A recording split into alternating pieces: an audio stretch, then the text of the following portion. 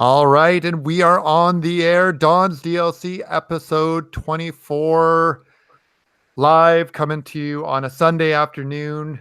Just getting over a bit of a heat wave here in Canada, a lot better today than it has been. So I figured it was time to talk about some new things. We had the watch party last week. We were joined by Brent and Magic. I see they're both up in the chat. Thanks for coming in as always, guys. But the story of the week, as always, before we get going, is how everyone is doing. So I'll say hello to my co-hosts, Cub and Jez. How are you guys doing this week? I'm fine and dandy, sir. Just pouring myself a nice drop of vino. Yes, all good. Yeah, and I'm today.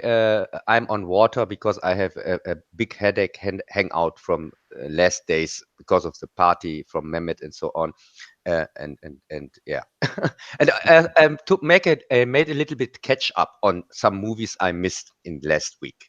Nice. So we'll definitely get to talk about that later. But off the top, let's talk about the most important thing in the universe right now. Well, according to the YouTube algorithm, is Spider-Man Far From Home. So we talked about this a bit on Jez's stream on Wednesday for anyone who was able to make it with there to check that out. But I've had the chance to go see it now. Cub has seen it. I don't believe Jez has any interest in seeing it. So, yeah. I'm in no rush to see it. So now we can get a little bit more into it. I've had a chance to go over what Cub had said on the previous stream, and I brought my own thoughts. So I've got a list of things that I liked about it and the things that I didn't like, and the things that I liked about it is a lot shorter. I try to be a bit more positive when it comes to Spider-Man movies, going in with an open mind. Like, I'm actually somewhat forgiving to both of the amazing Spider-Man movies, but this one, much like Homecoming, just falls flat. I don't know. It wasn't a bad movie, guys, but it wasn't like blow me away, and I found like it was just boring at times. There was not enough action, and the only highlight again is Tom Holland as Peter Parker and Spider-Man, and he's constantly out of the scene, and we have to pay attention to other characters. Yeah. First off, for me, this is not Spider-Man. It's Spider-Boy Far From Spider-Man. Okay. And as I said, I can't stand this young Spider-Man because I like this the period where he is an adult. But that's just a minor nitpick.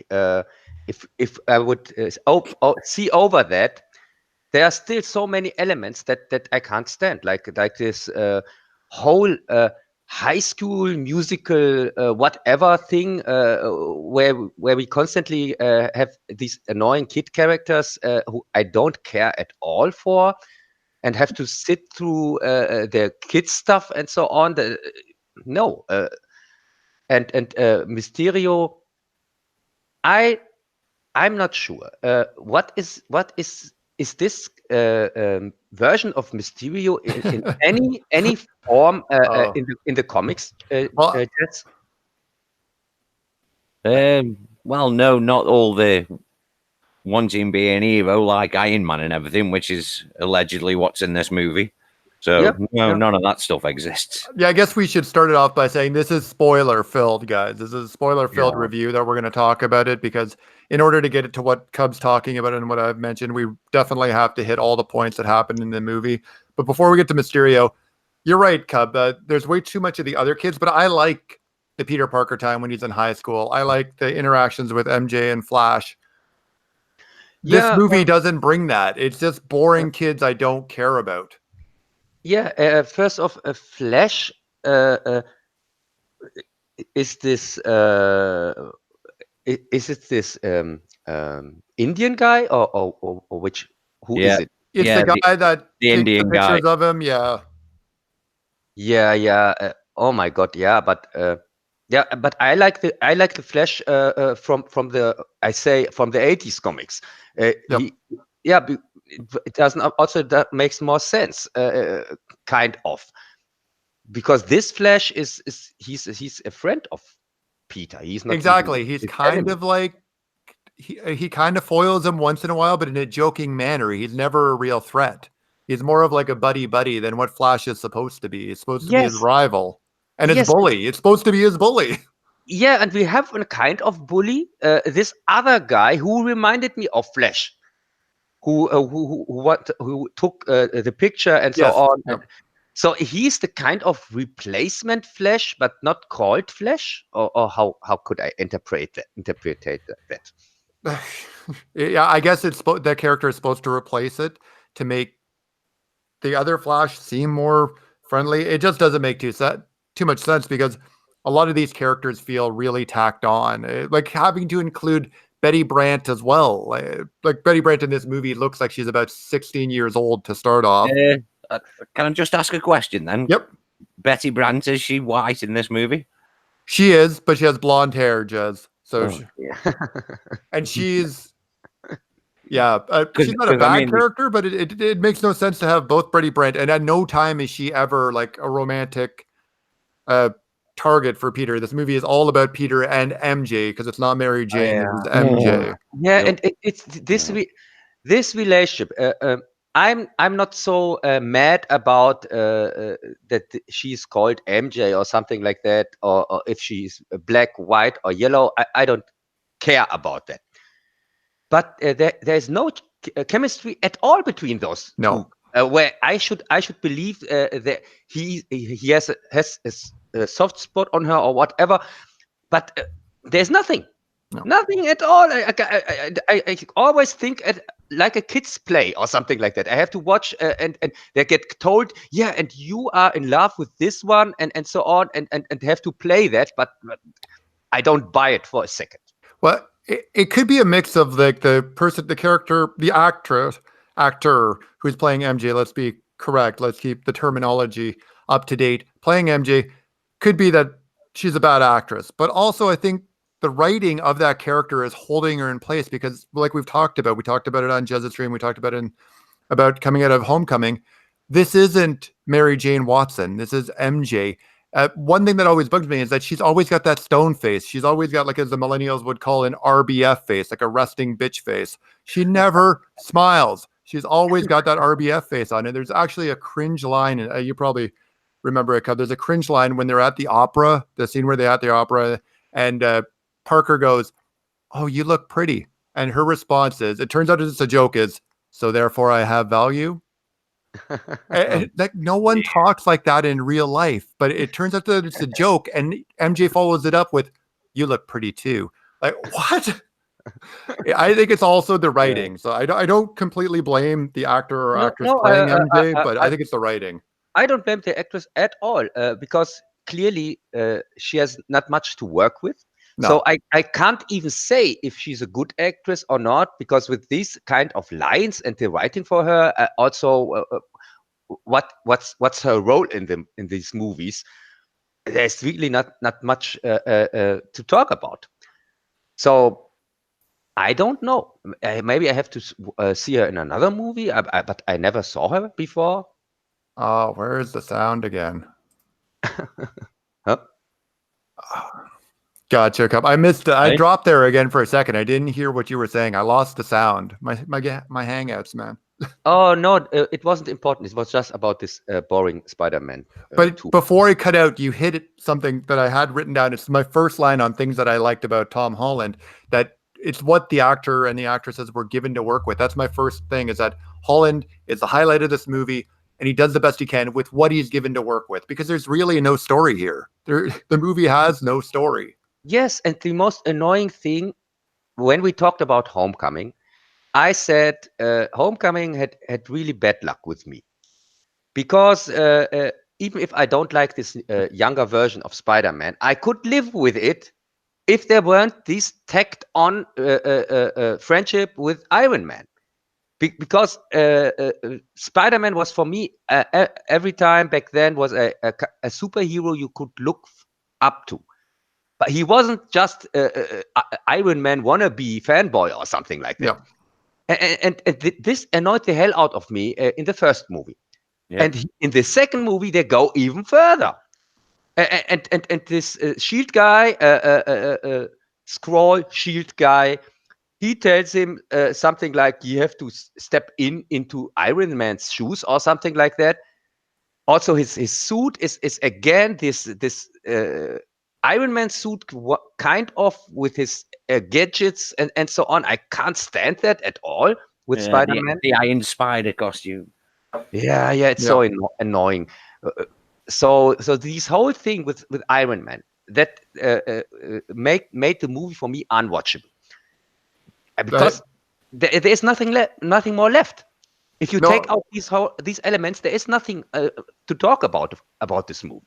Well, yeah, exactly. It's the same thing, like you say, that happened with Homecoming. That's the first thing that I've got a list of things that I would have changed in this movie. You'd have to go back and you'd have to redo Homecoming because all connection with Iron Man and Avenger and Shields would be gone because Spider-Man's character is strong enough to carry a movie franchise. We've seen it twice now. Like this is the third iteration of it. This character is strong enough to carry movies by itself. You don't need this connection to Tony Stark. And there was actually another spoiler, since we're talking, that the start of the movie, the scene where they do like a homage to Tony Stark and Captain America and Black Widow. Like if you need to have an Avengers tribute at the beginning of your movie, you don't feel it really strong in that movie you've created. Like if you need to keep hammering home like Avengers, Tony Stark, Endgame, you don't really feel confident in the script you've written for Spider-Man. Mm-hmm. Yeah. And there was way too much of the tech. You're completely right, because the glasses, he has his own glasses from Tony Stark. But what's up with those glasses, Cub? One thing that I mentioned, I didn't see it in any of the reviews, is who the heck is Edith, this female character, and what happened to Jarvis? Yeah, and also this glass plot was one of the worst things in the movie, because on top, seeing a kid Spider-Man, Spider-Boy or whatever, and then seeing him constantly, now you can insert here a swear word, doing things wrong and so on. It's also not somebody I would ever look up to. I can't stand this Spider-Man character who constantly makes so stupid mistakes, like handing over his glasses to the bad guy. Well, what Cub is referring to, there's a scene where, because Mysterio wants the glasses as well, and they're heroes at first. They're like working together. There's a fight when they first get to Italy and the first Elemental, because Mysterio's creating these illusions of destruction, and they eventually fight it together. Mysterio does most of the work. After the fact, you find out that he's working with S.H.I.E.L.D., but his whole thing is that he's a former Stark employee, I think, Cub, and he wants those glasses. So Tony leaves the glasses through Jon Favreau's character to get to Spider-Man. He puts on the glasses, doesn't want to wear it because he doesn't want the responsibility. I can get behind that because it's something that we've seen before in Spider-Man movies and the comics, where Peter Parker's like, I don't want this. Like, I'm done with this responsibility. I'm done with the burden. Somebody else take it. But it's just the way that it's handled is the thing that stuck with me. Yeah, it's just it's not properly executed. He's never at once a strong enough character, like a dependable or an independent Spider-Man where he's like reliable and he does his thing, and then it's like, oh, I've had enough of this, because he's always just yeah, it's really a kid, and that's what I mean. He's always a kid. He's never that character where he's trying to be older, and that also feeds back to another thing that I can't stand about these movies, is that the Aunt May character is so changed. Oh my God. She's like a cougar. It's Aunt Cougar May. This isn't Aunt May. And she knows. She knows that Parker is Spider-Man. That is just not Aunt May. That it completely changes the dynamic. We talked about this on the Wednesday stream, and I completely understand, based on the rights agreement between Sony and Marvel, that you can have the Uncle Ben, and there is no existence of with great powers comes great responsibilities. You can't have these in this franchise. Okay, that's fine. But you don't have to make Aunt May like a coug that Jon Favreau is like lusting after. And that she knows the identity of Parker, because that changes the dynamic, because it's never Parker having to step up and grow into an adult shoes before he's ready. That's part of Peter Parker and Spider-Man's character arc. He has to take on responsibility to look after Aunt May. He's got to go to the Daily Bugle to take photographs in order for them to have food on the table. That's never there. So this is not Spider-Man. I wouldn't be Yeah. surprised if we are later told that this is a Spider-Man from the Spider-Verse, not Peter Parker. Yeah. Yeah, sure. Well, yeah, it's another plot contrivance. I'm writing the story for them, Cub. Yeah, I know. That's a problem with these movies. You think they have planned something, but it seemed a little bit like the Star Wars situation, where they make the movie just the next movie without thinking what's coming next. And I have a question. There's something I didn't understand with the Mysterio character. Yep. And my question is, and also, it's a long time ago where I read the comics where he was in. Mysterio was, I think he was one of the first um, enemies of Spider-Man, or not, Jez? Yeah, early days, Mysterio was, yeah. Yeah, and so his powers, these things that destroy the city, how if he works with illusions, how can these illusions destroy anything? I Yeah. don't understand that. That's on my list as well, Cub, the things that I wanted to mention, because you're right. They are illusions. And eventually, correct me if I'm wrong, Jez, in most of the Spider-Man comics, Spider-Man would become aware that there would be a scene where he's aware that they are illusions. And Yeah, he's in this movie, he's interacting with the illusions and they're destroying stuff. Yeah, I didn't get that. Yeah, so first, this makes no sense at all, and I think they changed it for Mysterio so that he can become a real threat. Because There you go. Amazing Spider-Man number 13. That was the first appearance of Mysterio. Thank you. yeah, as I said, they changed it so that this B villain or C villain or whatever can become an A villain, and it's the same thing I can't stand with the last movie. The enemy in the last movie, the Vulture. The Vulture. That the Vulture becomes a serious threat to Spider-Man. They had to change his character so in such an evil guy that even keeps up murdering people and so on, and so that he can become a more serious threat to Spider-Man. And I don't like these changes, especially when it comes to the villains, because the villains that is what the story most of the time makes the story really interesting. If you have constantly these changes that partially also don't make any sense with Mysterio, because Mysterio is more like a destroyer or something like that. He's not. It's not the mystery about him. It's he really makes things that can like Godzilla destroy the city. But they didn't just change that part of the thing, Cub. And we talked about this on Jez's stream on Wednesday, and you had mentioned it, and I was like, wait, what? And now I've watched the movie, and Mysterio is not the Mysterio that we know. He's actually from a multiverse. This isn't Mysterio. This is Mysterio multiverse. I'm not sure. The multiverse, I think they was just in the trailer as teasing, but in fact it was made up with the multiverse. What? In the movie, he's just this employee from Tony Stark. Oh no, there's a scene where he tells Spider-Man he's from the multiverse. He's from a different Earth. Yeah, but it isn't all lies though. Yeah, he lies to him. Okay. Yeah, I know it's a kind of overcomplicated. Oh my god! Because why doing this stupid storyline? And what I really can't stand are these so-called reviewers that don't call that out. That even say, "Oh yeah, oh that was really interesting twist." Blah, blah, blah. No, it's yeah. But the thing is though, Cub, if we had Mysterio from the comics, man, do you know what I mean? He was just a failed visual effects, special effects guy who just went around robbing banks. You know what I mean? It wouldn't be entertaining if they stuck it to the comics. Yeah, I know, and I never, banks, you know what I mean? I never understood why they took Mysterio in the first place. Because, as I said, I like Mysterio as a villain, also the Vulture. But these are not A villains. These are really more B stories and so on.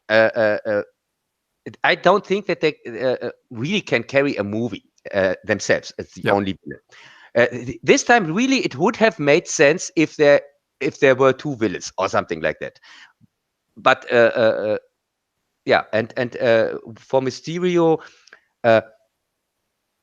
it was so, this twist wasn't a twist at all. If you know anything about Spider-Man, it was clear that he has to be the villain. Also, he was the only guy.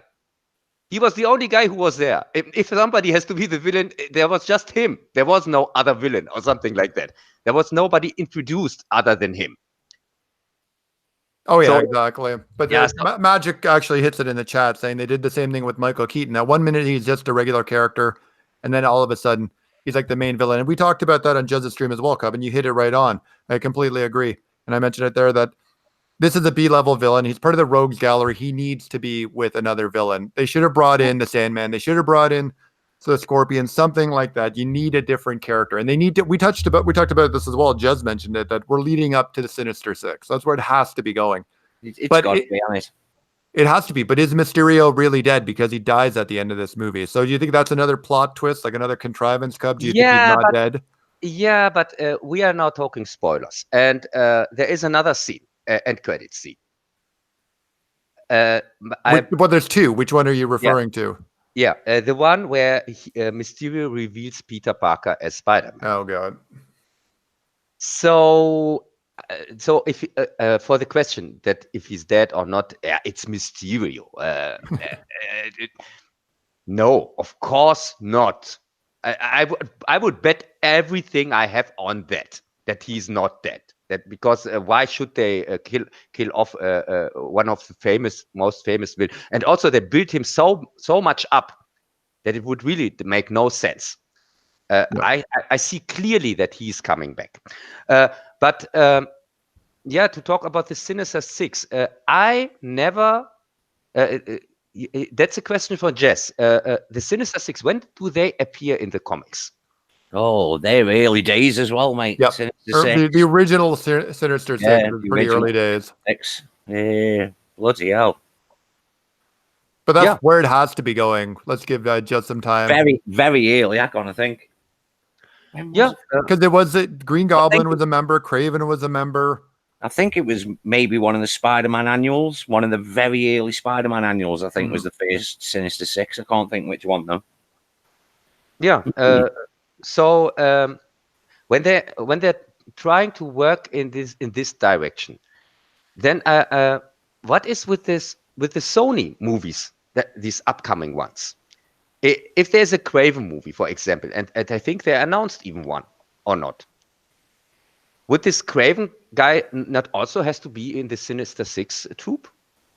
Well, if he was the original incantation of it, he would be. I was right. First appearance, the Amazing Spider-Man annual #1. Yeah. I knew it was an annual, but in one of the early ones, I just couldn't think which one. Yeah. Yeah, I can totally see that they may be going in this direction, but also this rights issue thing. Could it not also be possible that Sony puts the rights back? Well, that they don't extend them. Because it's only on lease, isn't it? Yeah. It depends how long this contract's for. Yeah. So if that's the case, and Sony are these kind of hacks, we know that.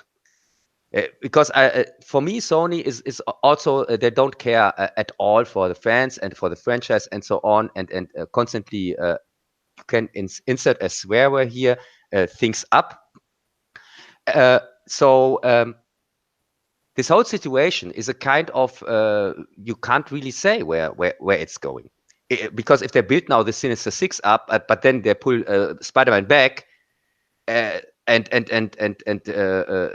Sony has also come up with their own variations of these things. So I don't know.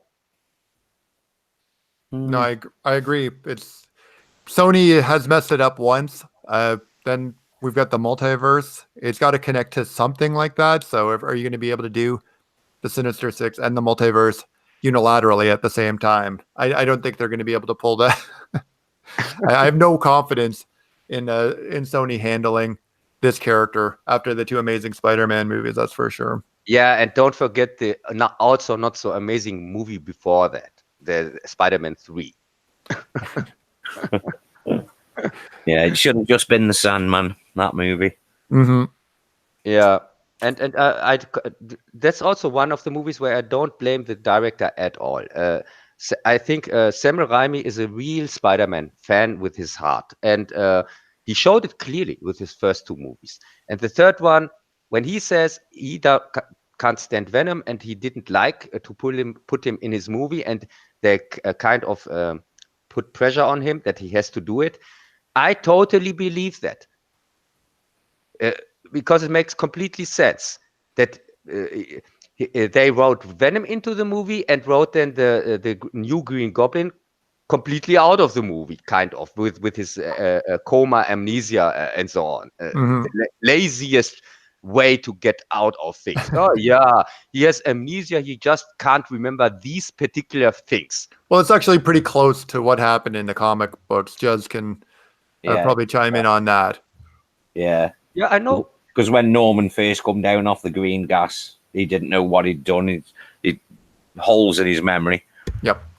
Yes, I know, but the comics are not perfect in any way. And if you have the opportunity, it's with novels exactly the same. You don't have to make a one-on-one adaptation because you have a new medium like a movie or a series or something like that. And of course, you don't have to bring over the mistakes they made in the last one. You can improve on them. You can you can say, okay, but yeah, this is a cheap cop out. Let's try a little bit more, something more clever. Oh, completely agree. Yeah, it was the biggest problem with. I have this series with the Stephen King adaptations going on, and one of the biggest problems of one of the adaptations, Thinner, was that that the director, Tom Holland, I think, was even the director, that he made really a faithful adaptation. But the problem, this book wasn't good. The first half was okay. The second half was completely you can put here and swear word, and that was the problem. And I thought, oh my god, I would like to see Thinner on as a movie. I hopefully hope that they repair the second half of the book because it was really not good. And no, that was no. It took complete everything, every stupid decision in the book that took it also into the movie, and that was the reason why the movie was bad. So, just to wrap up on Spider-Man review, I do have some articles as well, gentlemen. Moving away from the review, let's talk a bit about the box office. So, I've got some wonderful articles here to share from one of our favorite. Present to everyone. There we go. So, coming to us from Forbes, Scott Mendelson covering the box office update. Superhero fatigue passes $400 million worldwide. So there's Tom Holland's Spider-Man. Far From Home kept swinging higher and higher Friday. The MCU sequel earned a whopping $32.6 million yesterday, up 26% from its $25.2 million Thursday gross, and giving it a 4-day cum of $124 million. Call it a hunch, but I think the John Watts directed flick is going to be best Sony's initial $125 million 6-day projection. We're now thinking $177 million by Sunday, which presumably has identical legs at this point as Transformers and The Amazing Spider-Man. So it looks like people are going to see this. So it's a bit of a pun there in the title, the superhero fatigue that's setting in, but it looks like people actually are going out to see Far From Home. But again, it looks like there's a bit of box office protection because if you look at what's out right now in the box office, there's nothing else up against it. Yes, it's Disney is now so big in practical. They control this whole thing. They can say, yeah, we put this movie against this movie. On this movie, it doesn't come out so early because that our other movie doesn't get any competition and so on. Yeah, I see that, and it makes this whole thing a little more boring, because when one firm had so much power like Disney, the crap is going to be more and more identical, and they will don't take any risk anymore, because they have their shareholders and so on, and they want to make the fast buck. Sooner or later they will going for that they make just the fast buck. They don't plan really anything ahead with this movies. So I would say I give the MCU maybe 3 years or something like that, or 4 years before it goes down. Well, it's already appearing that it's going to, because we're going towards like the weaker characters having standalone films. Yes, And yes, like you say, they're changing the agenda. They're altering the schedule because they own everything. They can put their movies out whenever they want, up against zero competition. They don't have to take risks, and that's a huge thing that you touch on. There's no risk anymore. There's no reason to go see the movie, because that's probably one of the main reasons I don't like either of these two Spider-Man movies. And it's not that it's modernized and that they're the younger kids, or that it's pretty woke. Both these movies are pretty woke. This second one less than the first one, but it's still there. yeah, It's that they just feel too safe. The Yep. movies feel too safe. There's never any odds. There's never anything for Parker to overcome. Yeah, mediocrity is the new blockbuster, isn't it? So to speak. yes. That's the problem. That's why these watching these movies is really more work than fun. I would never have watched this normally. Like Jez, I would say no, thanks. Even the first one, The Homecoming, I wasn't at zero interest to watch it, and I watched it with a friend, and it was so boring. We talked the whole movie just because the movie itself couldn't entertain us at all.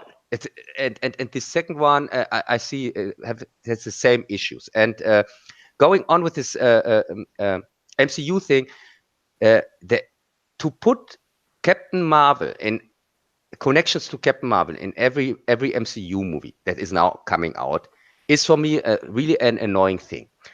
This connection with this weak character, with this credit scene with the scrolls and so on, and now they are announcing 5 more appearances from Captain Marvel in the next MCU movies and so on. Well, she has at least 4 more standalone movies, and then probably crossovers as well. Yeah. But no, you hit it. That's another one that for everyone in the chat. There's the second end credit scene. The spoiler alert again, even though we've been talking spoilers the entire time, is they're all Skrulls. All the Shield agents we see in this movie are not Shield agents. They're actually the Skrulls. So we have Ben Mendelsohn back. They're driving away. It's Nick Fury and what's her face that isn't the original Maria Hill. Yeah, thank you, Jez. They both turn into Skrulls. They're talking to each other. Ben Mendelsohn's back as a Skrull character, saying, "Oh yes, haha, we pulled the wool over his eyes after Mysterio, haha, pulled the wool over his eyes." Yeah, but the message they are sending with this end credit scene is really that should really alarm everybody, because in the best case, Nick Fury, he even doesn't take this Spider-Man character so serious that he sends a Skrull that a Skrull is in charge. Yeah. That makes Nick Fury is on like a beach drinking like a tropical drink with a little hat and a party hat. Yeah, and it turns out to be this hologram thing. He's on a space station or something like that. I think is he on this one from Captain Marvel? I'm assuming that's where they're hinting it at, that he's on the Skrull ship with Captain Marvel. We didn't get to see Brie Larson in this, but thanks God. Maybe in the deleted scenes. Yeah. They were for a reason deleted. Yeah, but I think we are now have to prepare for the first bomb from these MCU movies. First bomb is coming to us, because we said back then Captain Marvel maybe will be a big bomb because nobody liked it, but they could hide that, and I'm pretty sure it never made this $1 billion at the box office. I'm sure it came them very, very expensive. for Disney to pretend that it made $1 billion. Well, we talked about this when it came out. The box office for Captain Marvel, about them padding the box office. They were giving tickets away on like Amazon and other clothing stores here in North America that if you bought X number of dollars worth of goods, like of clothes online, you'd get two free vouchers to go see Captain Marvel. So they're probably going to continue that. I can totally see as we get into this next generation of the MCU, into the weaker characters that no one really gives a care about, no one cares about. They're going to continue to do that. They're going to have add-on because again, Disney not only owns all the movies, all the production studios, but they own other arms of other businesses. So they're going to get their hands in everything, and they're going to make it so that, hey, you buy this, you get X, and then we can write this off on the balance sheet, and it's all it's all accounting at that point. It's no longer movie making. Yeah, they can't pull this stunt again. Captain Marvel 2 is not protected from two biggest movie events of the century with Avengers Part 1 and Part 2. Yes. It's not padded in between those two. Yeah. So there is not really a good reason for people that they say, even if I don't like or care for Captain Marvel, I'm going to watch it because it could. Because Brie Larson is just amazing. Yeah, because Brie Larson is just amazing. At the end of the day, though, Brie Larson, if she wants more women of color in films, she should step down and have a woman of color play Monica Rambeau. It's simple. Step down then if you're so concerned about these issues. Step down and let a woman of color be Captain Marvel. Well, exactly. Rather than make her an annoying little kid that was in the Captain Marvel movie. But I think we could be going there, Jez, because like Cub and I were talking about that end credit scene where Fury is on the ship. It's probably the Skrull ship where Captain Marvel went into the future or went forward with the Skrulls. Maria Rambeau might be there as well, or Monica Rambeau, sorry, might actually be there, and a more of a grown-up version. And there could be like a passing of the torch. So don't be surprised if we see that. Yeah, maybe they do that as a kind of when they're really desperate and see that nobody cares for the characters anymore. And what do you mean? You're not excited for A-Force, Cub? No. Why should I? You're not She-Hulk and female Thor. You're not ready. No, I would like to see a She-Hulk. Yeah, She-Hulk out of all of them. We talked about this before. I think She-Hulk. I'm open. Yeah, I would like to see that. But knowing who will make this or produce this doesn't give me really much hope. And also, they are going to use that also as a SJW propaganda whatsoever, and I'm pretty sure it will get annoying as hell. But Monica Rambeau is coming into it. I dare say she'll just be like Photon instead of Captain Marvel. True, that's another option, Jez, that they could put her in that character. Yeah, as I said, I'm sure Captain Marvel 2 won't make these numbers from Part 1, and it could I would even kind of bet that it could be the first underperformer bomb or something like that from the MCU. If I had to choose one movie where I say this is the one the MCU is going down with, and I would put all my money on Captain Marvel Part 2. That it's going to sink the MCU, like it's going to be their first bomb, and this is going to be like, whoa, this isn't the franchise it once was. Yeah, because they can't pull the stunt anymore. They first off to buy their own tickets and give them away for free and manipulate the numbers whatsoever. If they do that every time, they will have to be bankrupt in a few years. They can do that just one time, and as I said, it was expensive for them. We never will get the real numbers, how much it costs them. But I'm pretty sure it was not. It didn't make any profit, even if it tells 1 billion or something like that. It doesn't make any sense. I till now never met anybody ever who's told me Captain Marvel he likes Captain Marvel the movie. I can't see that there are people go were in the theaters and rewatch it second time, a third time. Certainly not rewatchable. Yeah, I didn't mind it. You know what I mean? It's a meh sort of movie, but Yeah, it's certainly not got rewatchability. Yeah. And also why? Nothing happens there. Nothing from importance happens there at all for the other movies. No, it definitely wasn't the movie that was promised. That's for sure. In terms of having some effect on Endgame's outcome, it had little to nothing, as we all found out. And I think Captain Marvel 2 will be a lesser success than the first one. They'll still protect it, but like you said, they're not going to be able to because the Avengers are gone. But I also think these other movies that they're talking about, like the Black Widow movie, like who wants to see that? Like, Yeah, and also late for that movie. yeah, it's way too late. Yeah, and also, are they going to pull a Skrull stunt also on Black Widow? Kind of, she's replaced by a Skrull because she died, the last one, or what? They could do that, but I was thinking more like they're going to do something similar to what we got with Captain Marvel. Like it's going to be just a prequel. Like it's just going to be a before the Avengers story. It's going to be like an origin story. That's where I'm thinking Black Widow's going. Like you're never going to see a second one.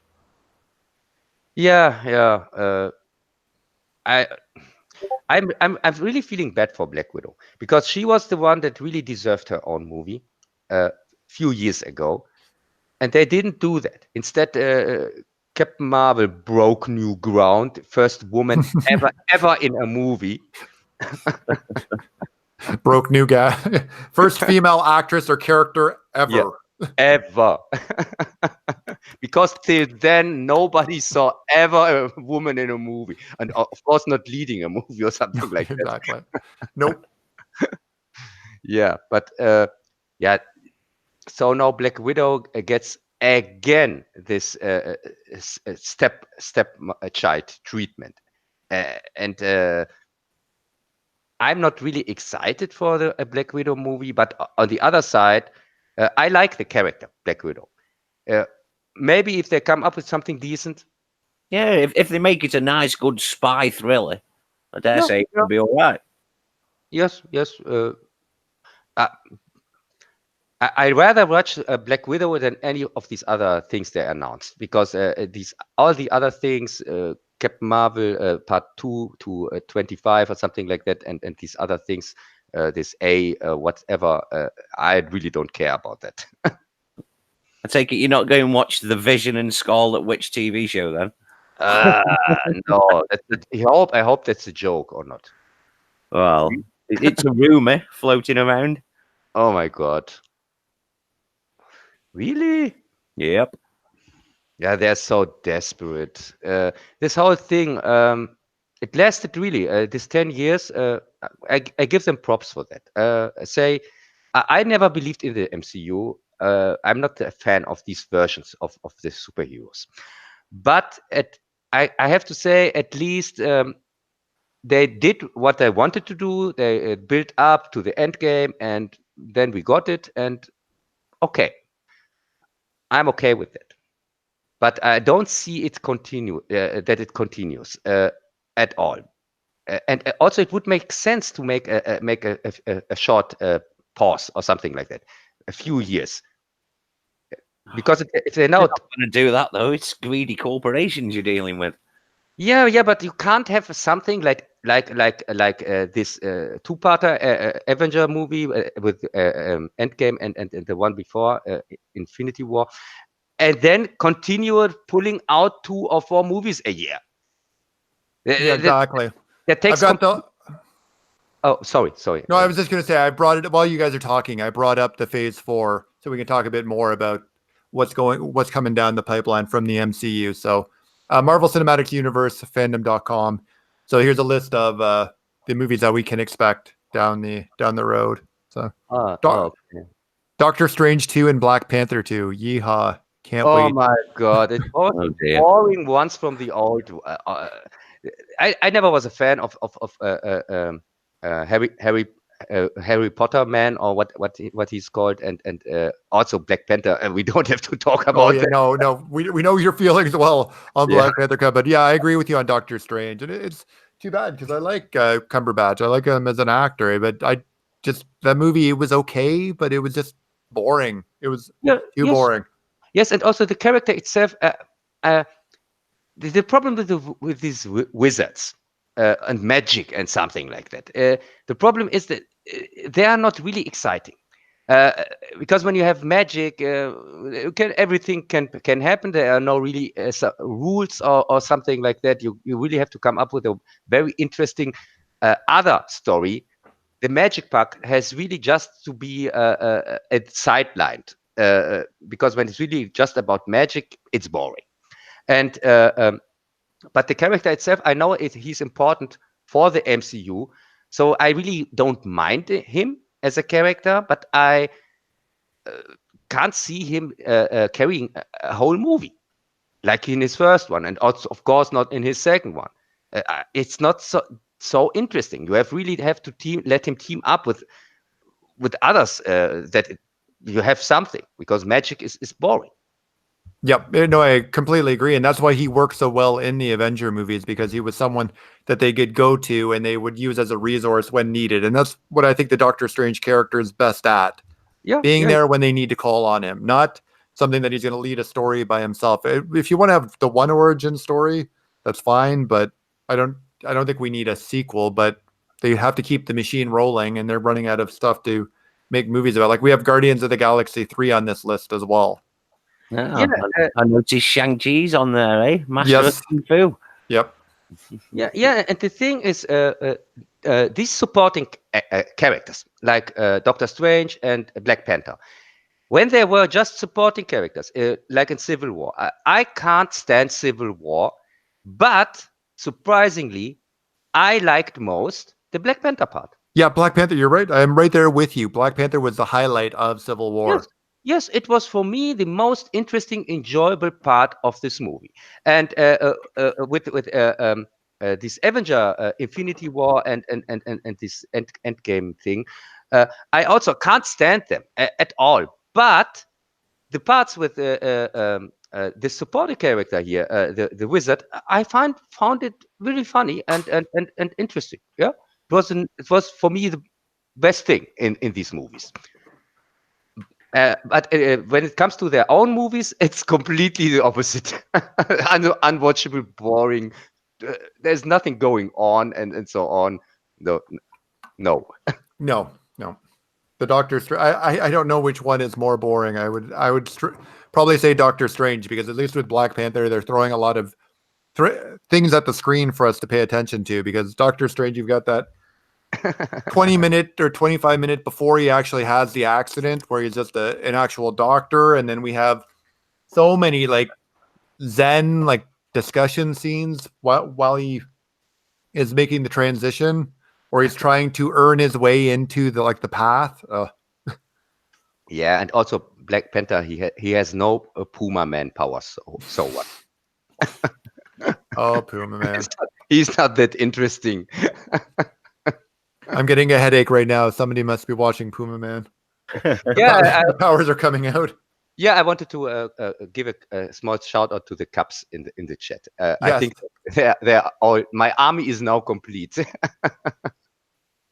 Everybody is here. I saw Magic came in. OG, Red Shirt, and the two Cubs, Zombie and Robo, are also joining us. And somebody downvoted us. Magic downvoted us. I'm not sure what for, but no, the Cubs shut out. One of Cubs videos. Every time he mentions Puma Man, downvote. Oh, the downvote. Okay. Hey, nobody messes with RoboCop, okay?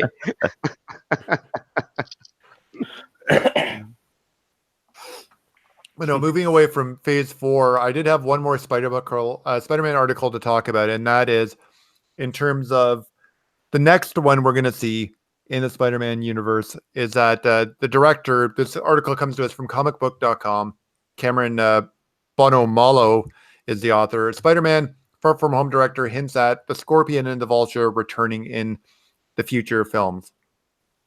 Okay. So the article goes on to say that director John Watts explains why the Vulture and Mac Gargan, future Scorpion, did not appear in Far From Home, despite the sinister mid-credit scene, is that we never really found the right moment to do something like that. It's always just about being right for the story and not just something you shoehorned in cameo. Both those end credit scenes were completely shoehorned in. So why didn't we get that as well? But that's where he's hinting at that we're going. Vulture's coming back, and we're getting Scorpion. Yeah, and I think Scorpion he was hinted on in the Homecoming also. One of the characters. Jess, did you get that? I think they hinted at Scorpion or at this other one with the electricity, the Shocker. Yeah. Something. Shocker was in Homecoming. Yeah. Yep. Yeah, something like that. Yeah, so I thought maybe they bring him in, and but now it seemed like Scorpion. Okay. But I like the Shocker. I think of him as more of like a C-level villain. He's similar to like the Chameleon, but I like those guys. Like you need to have those in your Spider-Man movies. And like we were talking about off the top, there was nothing here but Jake Gyllenhaal. And I forgot to talk about something before we wrap that up. This whole fable, this whole like old tale that Jake Gyllenhaal was good in this movie and that he's a good actor. I am not a fan. I can't stand that guy. Like he is so like Yeah, no, with me it's the complete opposite. It's the same like with Robert Downey Jr. I like Jake Gyllenhaal as actor, also Robert Downey Jr. I like them really as actors, but I can't stand them in their roles in the MCU. I can't stand Robert Downey Jr. as Iron Man, and I can't stand Gyllenhaal as Mysterio. And Downey Jr. was perfect for Tony Stark. I'm with Jez on that. We've talked about this many times. Yeah, that's okay. As I said, it's just for me personally, and I know that most people see it otherwise, and that's okay. The correct people, yeah.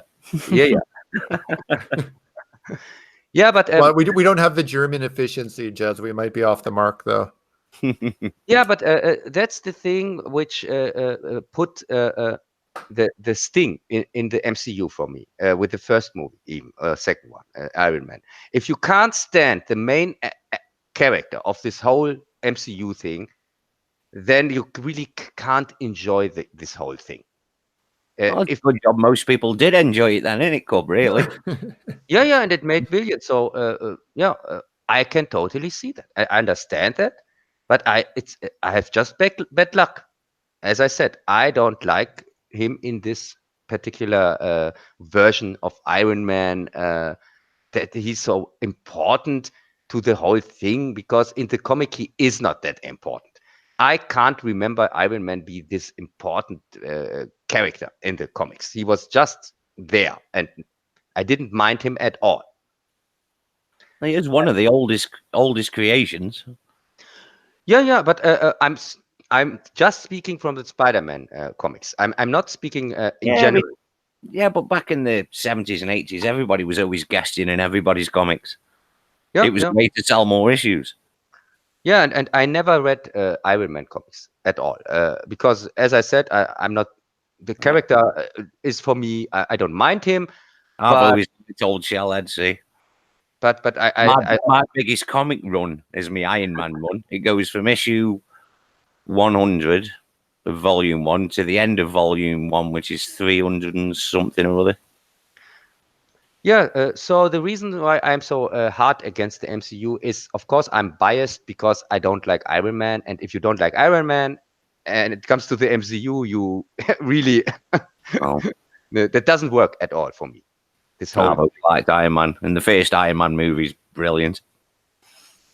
No, not brilliant at all. And also he's fighting in these African states or whatever. There is again this kind of terrorist plot thread, and I can't stand that. I can't stand these politics. I can't enjoy a movie if it had something like that in it. Yeah, but it was only swapping it out like for the Vietnam storyline, what was originally in the comics. Yeah, and if they would have kept that, it would have. It's just in a modern setting. Yeah, as I said, but these. When it comes to these war things in the movies, with my background, of course, I can't stand that. That's it. Speaking personally, Cub, I don't like them in any like either the comic or movies. Like if it's a superhero movie, let's just talk about superheroes. and supervillains. That's what I go to see. I understand, like Jez is saying, that it's a replacement for Iron Man's original origin story, but let's just move away from that because I just want to focus on supervillains. Good ones, not Jake Gyllenhaal as Mysterio. No, at all. But let's move on to one more thing. Let's put a nail in this coffin. Moving away from Spider-Man, staying on the Avengers. We never talk so much superheroes, but on this show. But let's talk about one more article, and that being the latest update and probably the last in this story, so we don't have to cover it anymore. Is that Avengers Endgame did not top Avatar, or hasn't topped Avatar. It's past Return of the Jedi apparently this past weekend. But it looks like Avengers Endgame, even with the re-release, is not going to top Avatar. It's not going to catch it. So coming to us again from Forbes and our favorite guy, Scott Mendelson. Hey, Scotty, look at him there with his cheeky little grin. I'll just keep that on the screen, just his picture right above the. And it really doesn't talk about this article. Doesn't really talk about that comparison. It's just an update on the Avenger box office, and it never really talks about. And it's really long. Like, this is more than 3 pages. I'm not going to read the whole thing. It just talks about that where it finishes now with another weekend. It dropped another 48%, but it has passed Return of the Jedi. But it looks like it's not going to be able to ever pass Avatar. Yeah, and I'm totally cool with that. And even if it would have passed Avatar, after this stunt that they have pulled for that thing, it wouldn't be earned at all.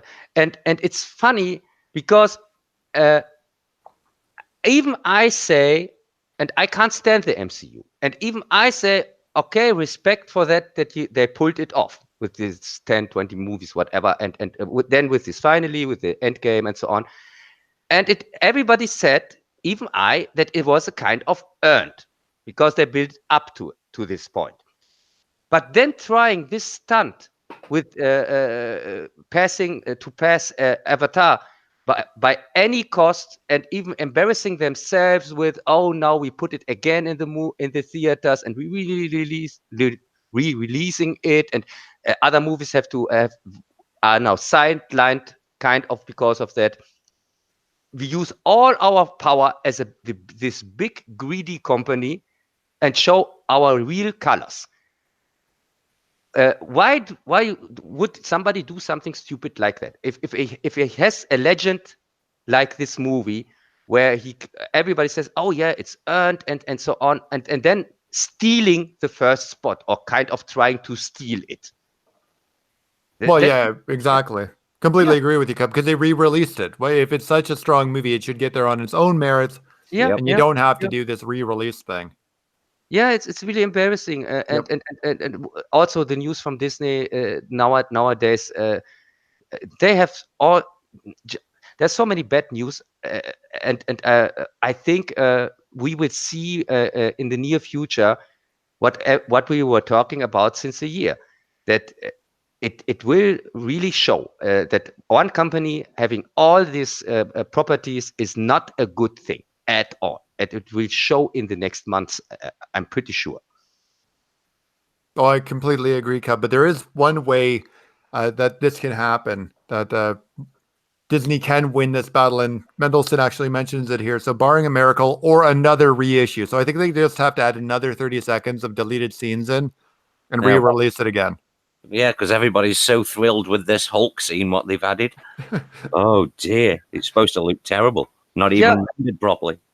Yeah, and well, it's probably the work print, Jez. It's probably not even something that was ever mastered. Yeah, it probably is. They probably mastered it after the fact. That's why it looks so bad. If anyone in the chat has actually seen it.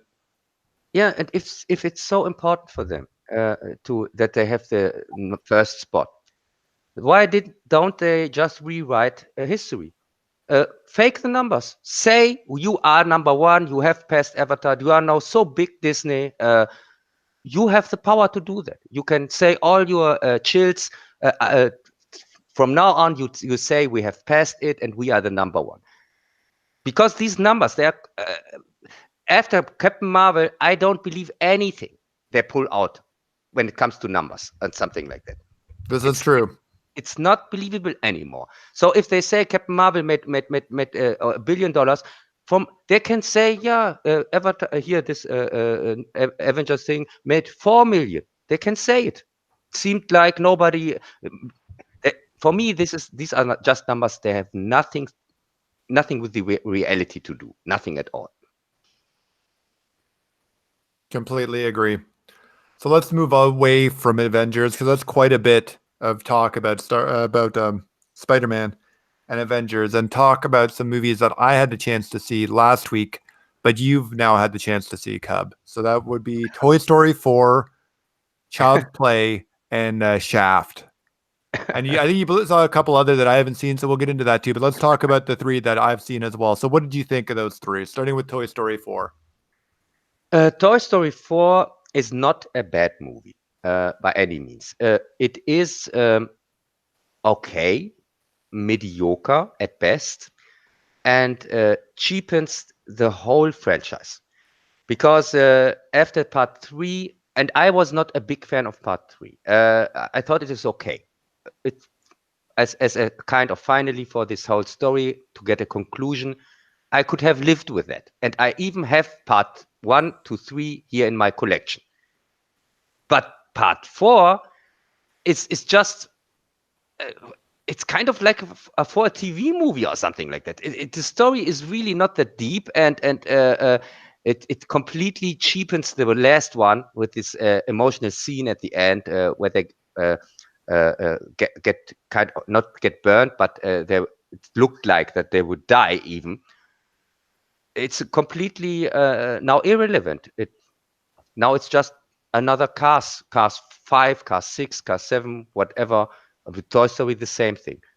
Can totally see a Toy Story 5, 6, and so on.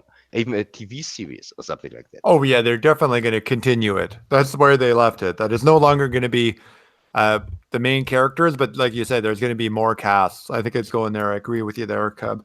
And I also agree. It wasn't a bad movie like we talked about last week. It's an okay movie. It didn't need to, but I'm with you guys that it probably didn't need to happen. I like the way that they did continue it, but it didn't need to happen. But there were some scenes I did enjoy. A spoiler to anyone in the chat, like the whole when they go to the antique shop and there's the ventriloquist dolls, like the creepy ventriloquist dolls. They were Yeah. Some of the new characters were enjoyable. I have to admit, I did enjoy the movie. There's definitely worse movies to watch. Yeah, and I have to admit that I was totally wrong on this Spoon character. Yes, the Spoon character was actually really good. Yes, and Sporky or something, Forky or Sporky. Yeah, I was completely wrong with that. I thought I didn't understand it through the trailers, but with the movie, it really makes sense, and it's a kind of okay movie. I would even recommend it. You heard it here first, folks. Cub recommends a sequel of a sequel. Yeah. As I said, it's not awful. It's okay for one watch. I'm not going to rewatch it anytime soon, and also not the third part. For me, Toy Story has just 2 parts. Part 1, which is very good, and part 2, which is my favorite animated movie of all times. And that's it. That's for me the Toy Story. These 2 movies. Well, we can just leave them there because we know we're gonna get more. Disney's gonna cash in on that property like they do with all their properties. Yeah, of course. It will be nothing special anymore. Like everything Disney touches with the Star Wars is not special anymore, and MCU, I'm not the biggest fan because it's really not so special. These movies are at best mediocre, and there's just 2. One a good one, this Winter Soldier, and some decent ones like the first Avengers and so on. But the rest is really I'm not going to rewatch any of these ones ever again. Just the Winter Soldier because I like that movie. Gotcha. Child's Play. What was your thought on that? Yeah, Child's Play also is. I was completely wrong with my prediction because it was surprisingly entertaining. I liked this new take on the story. And what I didn't like is that it is called Child's Play, because it can stand on its own. It didn't have to be another Child's Play movie. The story is they so completely different from the original that the only thing that annoyed me with the movie is just that it is called Child's Play. I completely agree with you. I mentioned that on the stream last week. Like this could have been a movie by itself. Yeah, This did not have to be a Child's Play movie. They could have just called it Buddy. It could have been. I would have been okay with it making a complete ripoff of Child's Play rather than give this movie the Child's Play moniker because it didn't. It really didn't need it.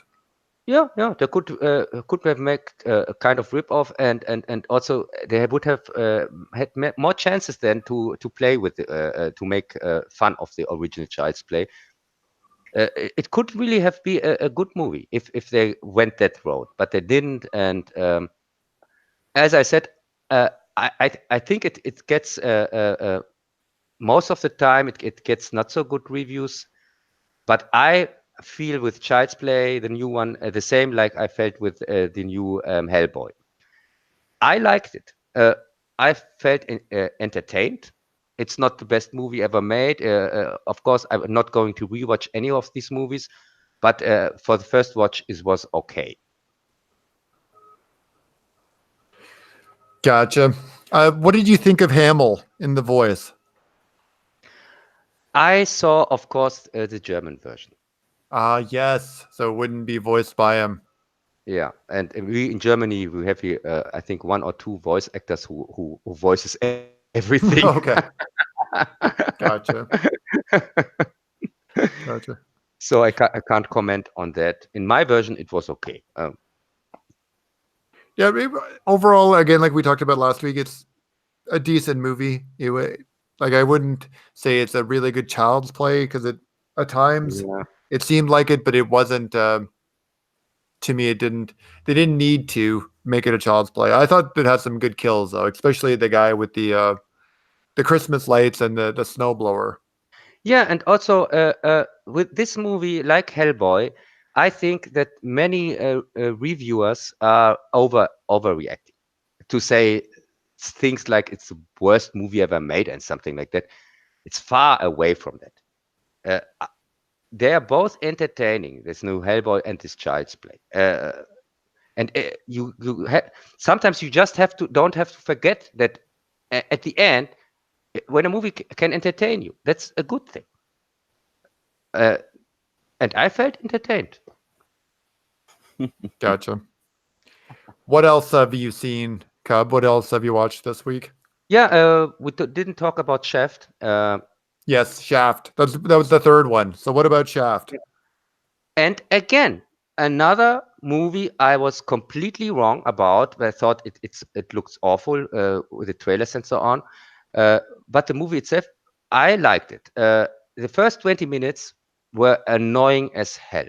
They were really, really, really bad. But when Shaft, the real Shaft, comes in, when the son finds his father and so on, from the 20-minute mark, something like that, it's really good, entertaining, and I liked it that even the original Shaft, also Roundtree himself, is also in the movie, and how they included him. It was okay, really. No, I agree with you. That first little while, but I think they're purposely building it up to make the son look like a really unlikable character before we get Samuel L. Jackson introduced. Yeah, yeah. I think that might be part of it. Yeah. What I kind of regretted with the movie is, or what I didn't, where I thought they a missed opportunity. First off, it's a TV movie or something like that, and I think it's from Netflix or something like that. What's that? This Chef movie is a TV movie from Netflix, or is it a real cinema release? No, it's actually a real cinema release. It did not do well in the theaters. Oh yeah, yeah, I can totally see that because it comes off like a TV movie. It's when I saw it, I thought, yeah, for a TV movie, it's okay. It's But no, for a cinema release, no, it doesn't have this cinematic flair, or it was very slow paced, like typical TV stuff. Really not. I can't see that thing in the theaters. Oh yeah, no, I agree. It was not what you think would work in today's theater, and I think the box office numbers really showed that. Yeah, I think the budget was very low on this one. It clearly showed. They told their story, and it was okay for a TV movie, but it was not this big cinema movie that I would expect with such a well-known franchise like Chef. No, I think it would have deserved maybe a little more budget and uh, a kind of more cinematic style to it. That they really. But why Chef gets this stepchildren treatment, I don't know. Because Chef is a big character or not, a well-known character. Yep. I've just got it up here from boxofficemojo.com. Currently, as of July 4th, that's the last tracking, is that it's still under 20 million. It's a 19.4 million in the box office. That doesn't have the budget information, though, in terms of what they were working with. Yeah, but you could clearly see the budget was not that high. Most of the budget went for sure to Chef himself.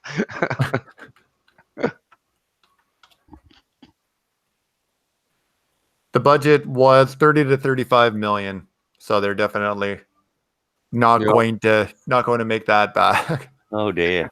No. No, but it's the third surprise. It's a movie where many people said it's really awful and so on, but I don't see that at all. No, it was a pretty good movie. I said that last week. Like it's enjoyable. It's definitely not modern in terms of like its take on politics or like PC culture. It's not woke at all. That's for sure. Yeah, but yeah, they even make fun about it. oh yeah, that's about the son's character. Yeah, I like that part really much. Same here. What about? I think you mentioned you saw Tolkien as well.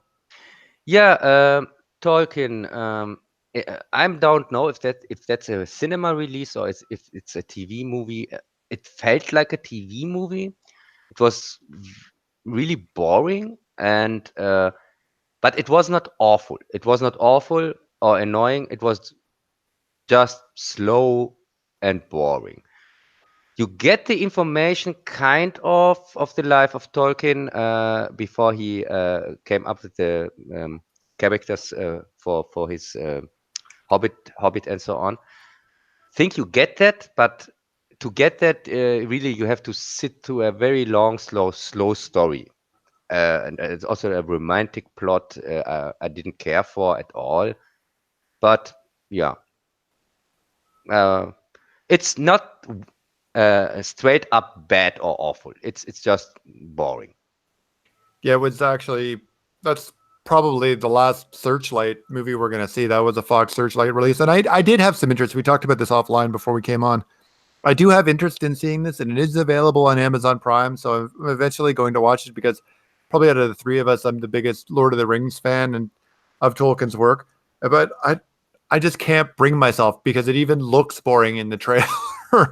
Yeah, and the most annoying thing is there is not so much from the interesting stuff. He's of course he's writing and making up his language and so on, like we know.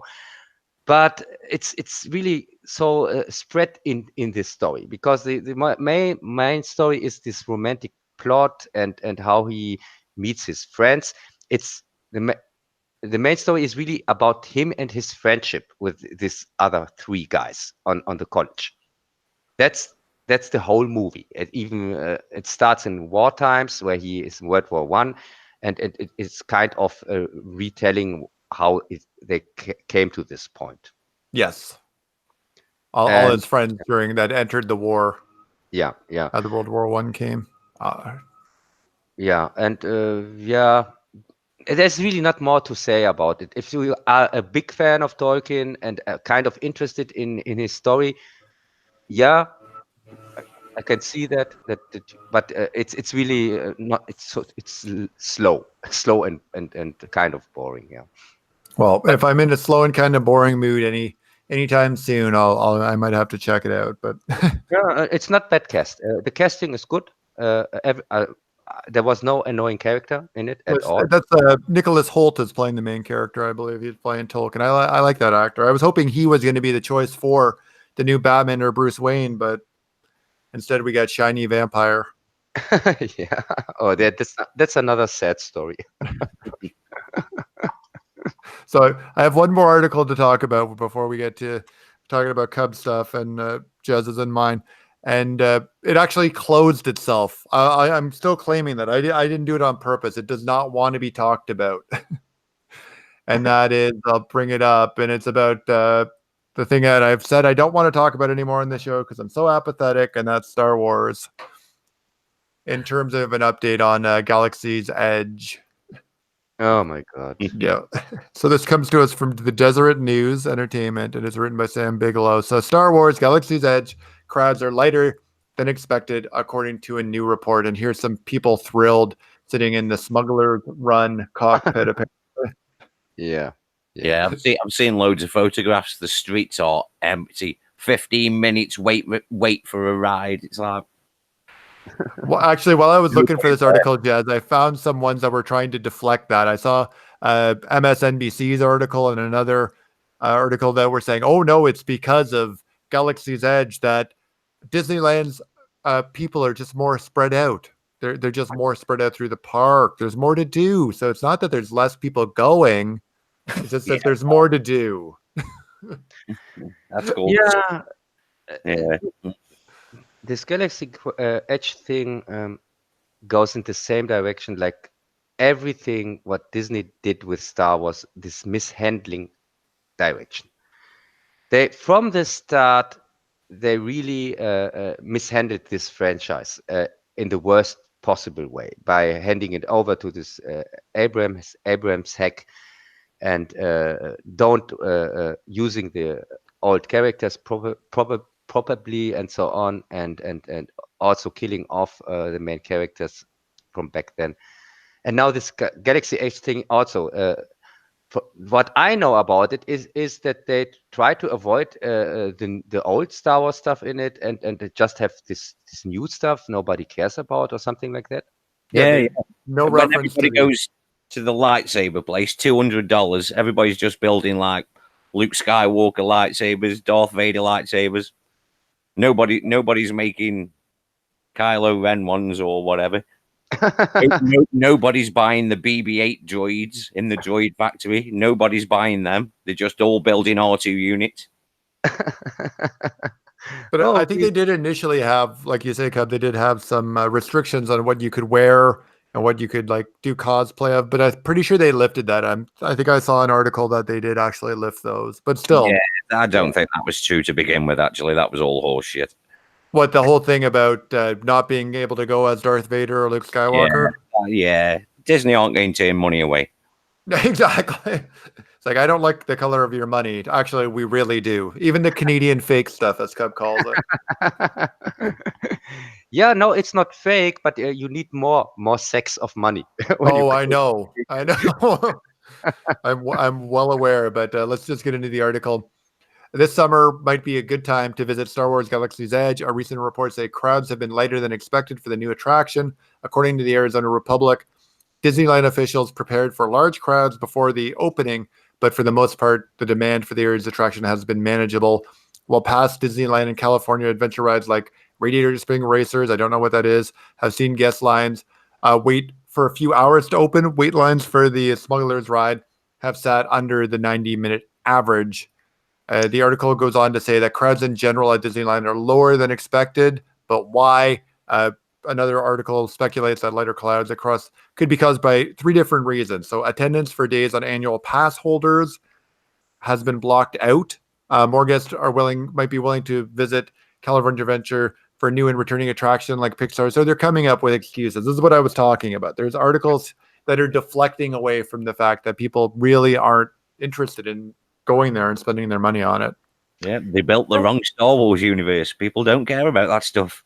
Yeah, Well, and also to buy this Star Wars thing from Disney's point of view, buying the Star Wars thing and then ignoring the old characters and just try to sell the new ones that nobody cares about, and alienating the established fan base, one of the best fan bases out there, to alienate them in this way, just because some hack hijacked the project. This Abrams guy, he made the same thing with the Star Trek deal, that they just have to differentiate with 25% and whatsoever, and so we got this Discovery crap, and also they don't want to make money with their toys, but nobody cares about, and now we get the same thing with Star Wars. It's really a sad thing to watch how this went completely wrong, everything. Tell me. I'm agreeing with you guys, but there's one more reason why it could be happening, and you guys touched on it, that about how Disney has handled the property since they had it. But this article suggests that guests could be waiting until the Rise of the Resistance attraction opens in Galaxy's Edge to visit. So yeah, we need more sequel characters, less OT characters, and then people will come. Yeah, Of course they will. Who was the Resistance again? Were they the good guys or the bad guys? I still get confused. Coming out of The Last Jedi, it really is confusing like whether they are good guys or bad guys, the way they handle it, especially Rose Tico. Oh yeah. Oh, so they're the bad guys. They are the Resistance. Okay. Empire are the sympathetic people, or the New Order, I mean. Yeah. Or whatever it's called, whatever. Yeah, this is renaming and giving it other names is really like in 1984. It's instead of calling the Empire, they call it First Order, and now the That's it. Resistance. Normally it was in charge, if you would follow the old storyline, but now they are the Resistance again. I don't know really. As OG would say, we're in a different timeline now. It's no longer. I think if I go back and drop my mic. I think if I go back and watch the original trilogy, that's what they'll be called. The Rebels will be gone. No more Empire. The First Order March. That's what I remember listening to. Yeah, of course. So moving away from Star Wars, even though I love to talk about it, I just love it on this show. Let's get on to what we've got coming up, because for everyone in the chat, this is going to be shorter than usual stream. I just got to wrap it up by 6 because I got to be somewhere. But getting into that, Cub, you had a new premiere this week and a continuation on an evolving story that, if Magic is still in the chat, he was part of, and he loves the topic, as do we all. And that is the second part of the Uwe Boll story. Yeah, this the second sad story about Boy. Yeah. So tell us a bit about it. Yeah, in the second part, I speak about his infamous boxing fight with his critics, so-called critics, but in fact they weren't. Most of these critics, he had 5 critics flying over to Vancouver. Thanks, Pete, for that. Thanks to Canada again. Oh yeah, no problem. You're very welcome. Yeah, he lives here too, so you're welcome for us giving him sanctuary. Yeah. When we try to get rid of a guy, then we send him normally to Canada or Mexico, something like that. Yeah, and yes, I speak about that. These critics, they were most of them didn't even know Uwe Boll movies. And they admit that it's not a secret. In interviews, they say that, yeah, I never watched the Uwe Boll movie, but and he chose them only because they were kind of unsporty and weak. And he's a former boxing. What do you call that when you were a boxer? Amateur boxer. Okay. Yeah. So there was no chance for these guys, so he could beat them up like a bully, a bully, of course. Yeah, and also I reveal Magic's German side. because he speaks in this one also in German. And very good German, I have to say. That handled it. He handled it a bit well, a bit better than you expected him to. Yeah. I'm pretty sure he has German roots, but he will deny that if you ask him.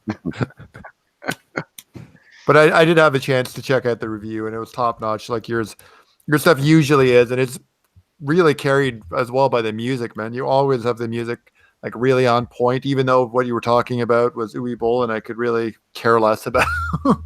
Yeah, and this time I found my eye of the tiger again. Yes, yeah, you did. You had your eye definitely on that tiger.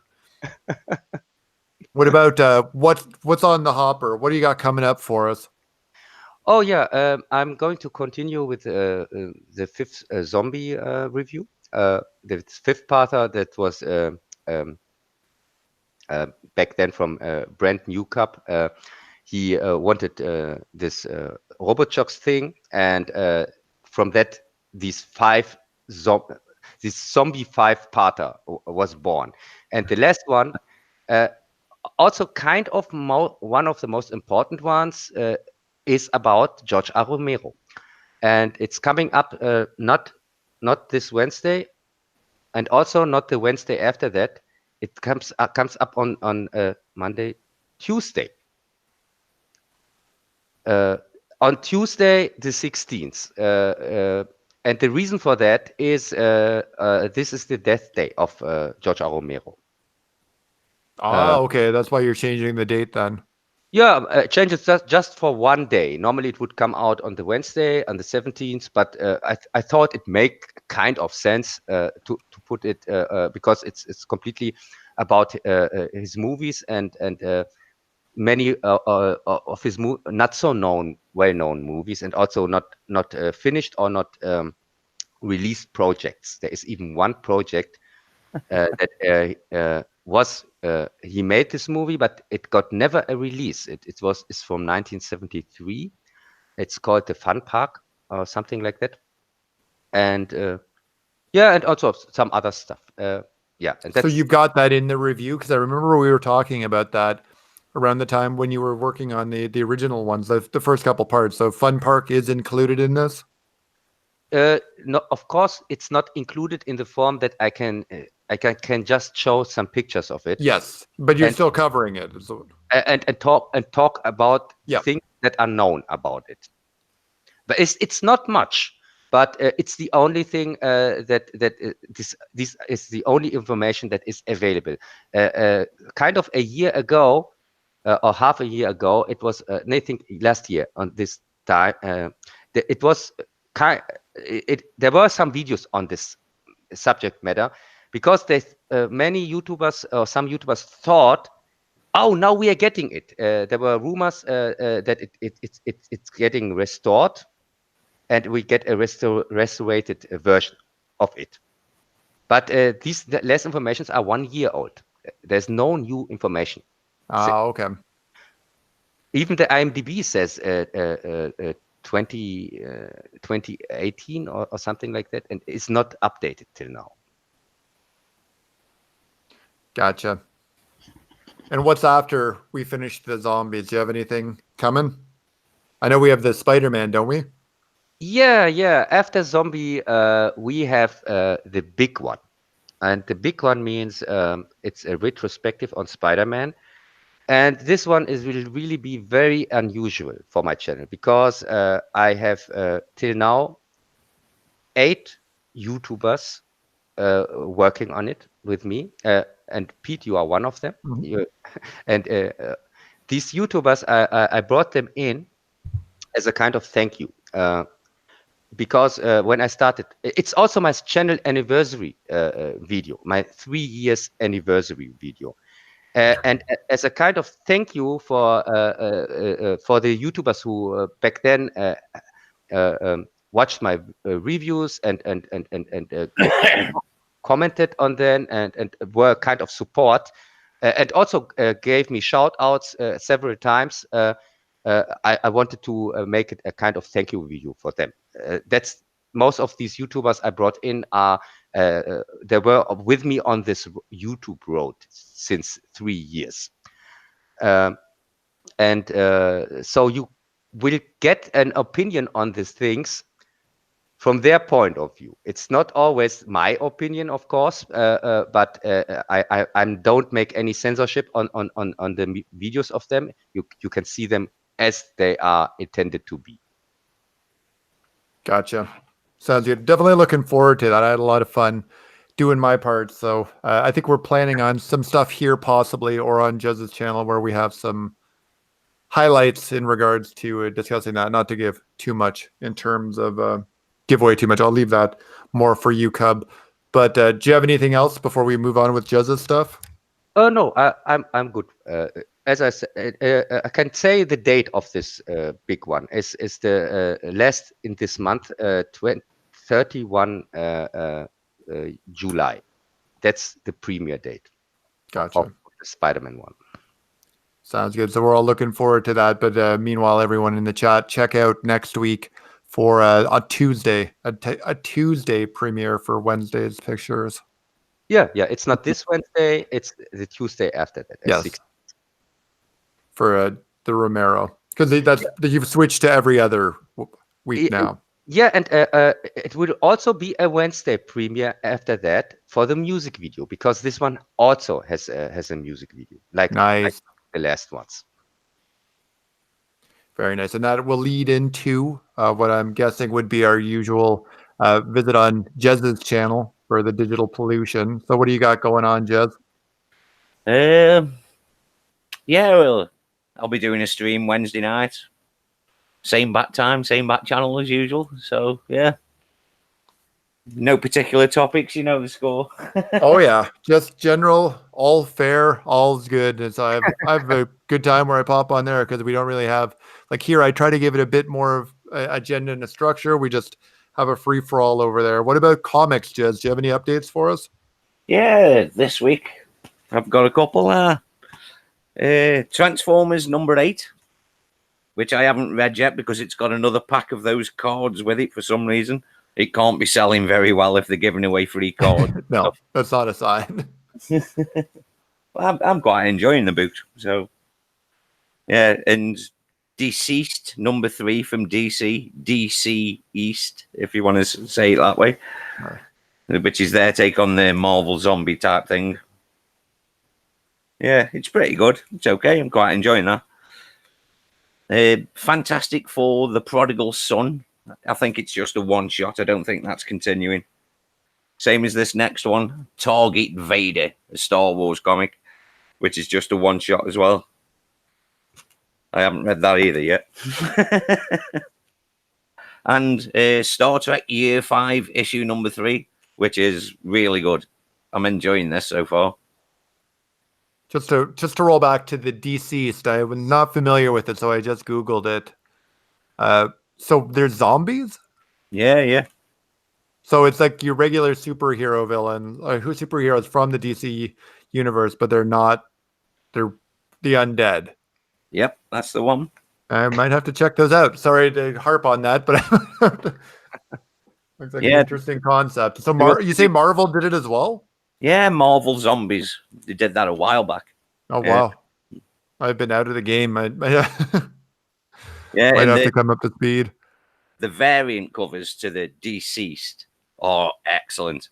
Issue number 3's variant cover, which I've got as well as the main cover, is like just an awesome painting of a zombie Wonder Woman. And the last issue was Zombie Superman, and issue 1 was Zombie Batman. That's what I've got up here. The only thing I found was on DCcomics.com, just Deceased issue number 1 of Batman on the cover there. Yeah, they're the variant covers, yeah. Oh, okay. So that they're all different with different characters on them. Yeah. Like I say, it was Batman, then Superman. Issue 3, this one is Wonder Woman. Awesome. I might have to check that one out. Yeah, it's pretty good. It's pretty interesting. All right. So, and then we'll be on Wednesday on your stream again, Jez? Yes. No problems there. Wednesday. Yep. Yeah, even if the stream says another Ah, time. no, that's the regular cover. That is. Now I've looked up at the screen. Yeah, that's Okay, so that was a regular cover. Gotcha. Yeah, because I have a crazy time for this. I sent Jess a message about that. That my time says 1 o'clock in the morning or something like that. yeah. I had I- a look, and YouTube or whatever has switched the time somehow. And when I went back into the creator studio, it still said 8:30. Yeah, I have no clue what's going on. But for the people, if they have the same effect, it's the same time. I think just it's same time as usual, so people Yeah, don't yeah, worry about that. yeah. It will be the same time as usual. Yeah. Sounds good. Looking forward to it. Everybody in the chat. It's all the usual people. The people that could tune into our stuff, they'll be there for sure. I bet. Guarantee Brent, Magic, and the rest of us YouTubers fans. OG Yeah, and the Cubs. it's a stream with friends and of course with Magic. Mhm. Oh, Hey, okay. don't talk about our co-host like that, Cub. Don't you mean my co-host occasionally, Joe? Just occasionally. But He likes that. Even if he says no, but he means yes. so yeah, just moving on to my stuff. Again, I had another episode of the weekly video I've been doing, the bits and pieces, the horror show. I am loving them, Pete. Yeah, that's really cool. That's what I want to say. I just want to say thank you guys here with the share the stream with me here, but also everyone in the chat that's been able to check that out and do enjoy it. Even Brent, I know he's not a horror fan. He's gone on to check it out. So I do appreciate the support. I'm glad you guys are liking it. I'm having a heck of a lot of fun making them, more so than anything I've made before on YouTube. So I expect a lot more. I think we've talked about it offline. I'm actually going to change it to where I'm going to do one more week of just one video, and then starting in August, near the end of July, I mean, into August, it's going to be a bi-weekly thing because I'm finding there's just too many I'm leaving on the table. So I'm going to cut it down to even a more manageable time, maybe 10 minutes per video, and do it twice a week. So Yeah, sounds good. that way more people can get into it, hopefully. And then with the not with the DLC, sorry, we're on the DLC with Crystal Lake Fridays and Magic Monday. Those are going to continue, but on each stream, I'm actually going to start just marking them after the fact, after we do them unlisted. They'll still be in the playlist because apparently something's going on with YouTube's algorithm that's affecting channels in regards to keeping live streams listed. I'm not sure what's going on, but I want to just test it for a short period. So if you don't see them, they are going to be there. I'm going to keep these streams. This one, I'm going to keep it listed for a week and then put them to the unlisted to see if there's a difference. So I'm just doing a test. So if you notice things missing from my channel, they are really there. You just got to dig a little bit deeper. And that's all I've got to talk about. As always, Sebi popped in saying more horror is good. It always is. Always have a fun time talking about it. But like I was saying, guys, I do need to wrap the show up a bit earlier tonight. Just have a family thing going on. So I want to thank everybody in the chat who joined us today talking about our most favorite thing of all time, Star Wars and the MCU. Yeah. But I want to thank you guys too, Cub and Jez, as always, for joining me here on the DLC to talk about many things we like and we don't like. And we will be back next Sunday for the usual time, 4 p.m., hopefully with some more enjoyable topics to talk about. Yeah. So we'll talk to you. We'll talk to you then, everyone in the audience. Have a good week, and thanks for tuning in. Bye for now. Yeah, bye.